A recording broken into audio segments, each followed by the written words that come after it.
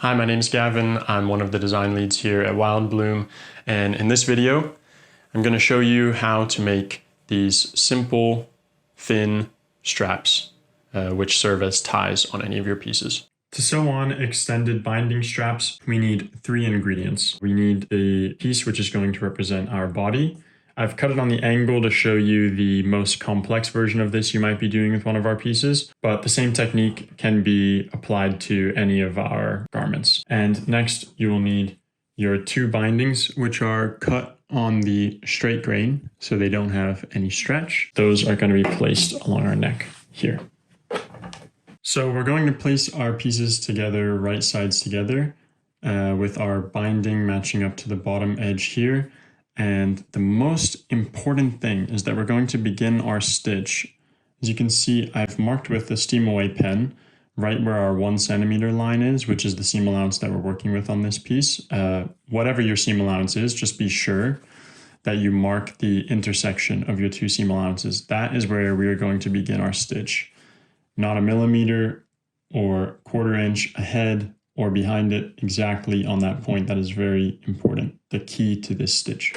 You can sink your needle with the hand crank, and we're going to be on a 2.5 stitch length or anything standard on your machine. Standard straight stitch, standard stitch width of 0, needle position in the center, and your standard tension. Whatever works on your machine is best. I always, on something with this precise of a start and end point, I like to hand crank perhaps my first stitch, my first back stitch, and 1 more stitch forward. And now we're ready to go with the pedal.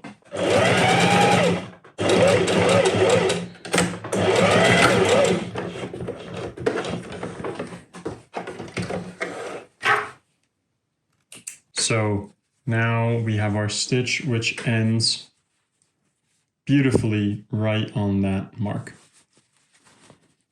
And now we're going to do the same with our other binding. So we're getting it set up, and once again, our start point down here is where the end of our binding is, and this edge has our binding extending off. And this time we're going to sew to that point rather than from it, just so we can keep the bulk of our project on the left here. I'll start by just matching up these 2 corners, and we'll just start right on the edge.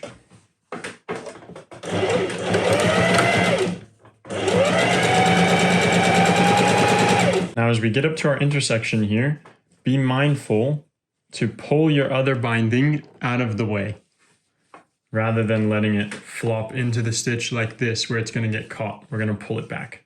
I kind of like having this loose thread here to let me pull that with a bit of tension so I can see where I'm stitching to. But if you don't have it, it's no worries.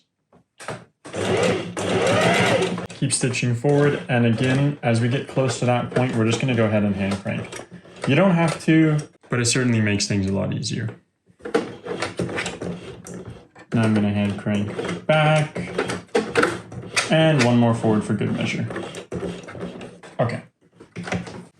Now we have this lovely view from the top side, and similarly lovely view on the bottom. At our triangle point, we're just going to snip in right up to that stitch. Don't snip through it, and don't snip through your bindings. We're only doing this on the body. That just allows us to separate between those 2 bindings, because now what we're going to do is we're going to go ahead and close up our bindings.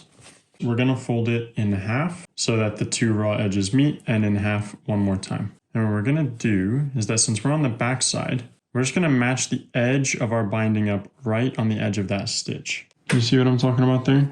Yeah, just like that. And we're going to put that in the machine. As we stitch, we're going to keep pulling and twisting our binding into place. Because it's not on the bias, we don't have to worry about creating any unwanted stretch while we do that.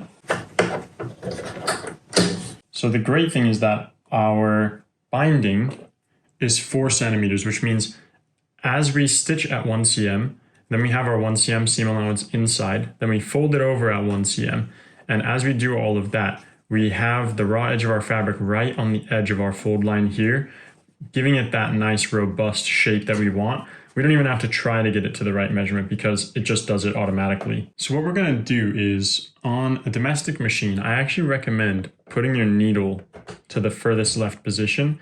That way you can place your binding right in the middle and you're still going to get a nice lovely edge stitch. And it's going to be really consistent. So it's in the middle. I've sunk my needle just out of habit really. It's not an essential, but sinking your needle is just a good way to know exactly where your stitch is going to start.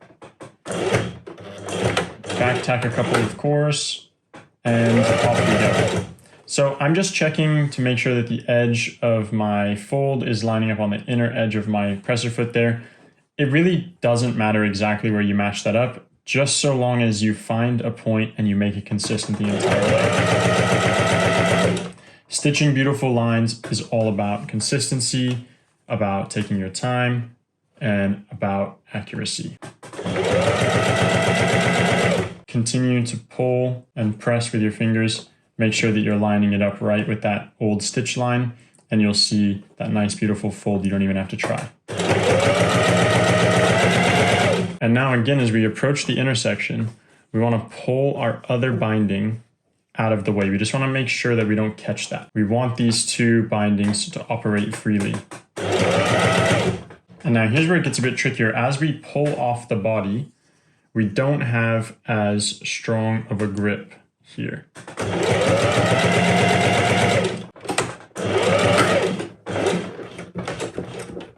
And voila, a nice, beautiful stitch line all the way close to the top. It's going to wind up with a little bit of a curve to it, but when you iron it, just go ahead and press and that'll come right out. Now we're going to repeat the same step to the other side. So with the other side, you're going to start on the other side of your binding and stitch down towards the body. Again, fold your raw edges to the middle and then sandwich them to each other once more. And once we get that one rolling in the machine, the rest will follow suit. You know what? With these domestic machines, sometimes if you're too close to the edge, it wants to eat your fabric. If you see it start to eat your fabric, if you hear it starting to eat your fabric, just stop, unpick whatever you just did, and try again. This time I'm going to place it a little bit further down so that my raw edge is not right in the center of the hole where my needle goes through. That way I'm not going to have to worry about the fabric getting forced down in there with the needle. Oh, it's still, you know, my needle's probably a little bit dull, not going to lie. I don't have any spares. Look at that. Off to a much better start. If you want to, you're absolutely welcome to press this into place first. You just press it into this final state. I find that this method tends to work well, especially with structured fabrics like cotton. Again, we're getting up to our intersection here, so we have to be super mindful to pull that other side out of the way. We do not want that getting caught. And as well, we want to make sure that we catch that raw corner there that we snipped to. We want to get that in between in our stitching. There's a lot going on here. There's a lot of bulk, there's a lot of different pieces. So take your time, be thoughtful, be careful. You're having fun. It's never too much time to make sure you get it done right. Matching your edge up to your previous stitch line, and let's go. You can adjust your foot as it goes over this bulky area if you need to. There is quite a bit of bulk in here now that we've completed the other side. I'm going to go ahead and give it a hand crank. Whenever you find yourself in a bit of a dodgy area, a dangerous area, an unsteady area, or any place you feel uncomfortable, slow down, do a hand crank, do 5 jumping jacks, spin around in a circle 4 times, and get right back to it. And there you have it. 2 freely crisscrossing bias bindings which extend into straps. One can cross over the other can cross over the other, and back and forth as you so please. And even the backside looks beautiful. The last step is we gotta do something about these. It's just a quick double turn. Fold it back and fold it back one more time. That's all it is. Give that a little stitch. Once again, I'm gonna say on the domestic machine, it's worthwhile to just keep your needle either on the left or right position, whatever you prefer, so that you can get on that edge without having to put your fabric right on the edge of the foot. These feet are just not as strong as they are on industrial machines, And with all this bulk, it can be a real trick trying to get these in the machine. So I do recommend taking advantage of that movable needle position. A couple of hand cranks doesn't hurt. And there's no need to start with a back tack because we're going to go back and forth a few times. Well, you hear that noise? It means it's too thick. You can always help it through with a hand crank, slow it down a bit. Sometimes you might have to lift the foot and help your fabric move.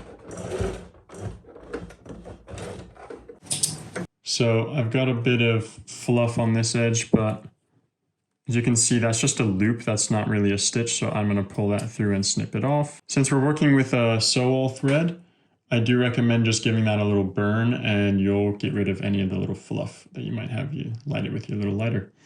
And you just go ahead and do that to the other side, and you're going to have perfectly finished straps. I recommend folding that to the back, by the way, so that when you see it from the front, as it extends up, it stays nice and clean. I hope you learned something new, and happy sewing!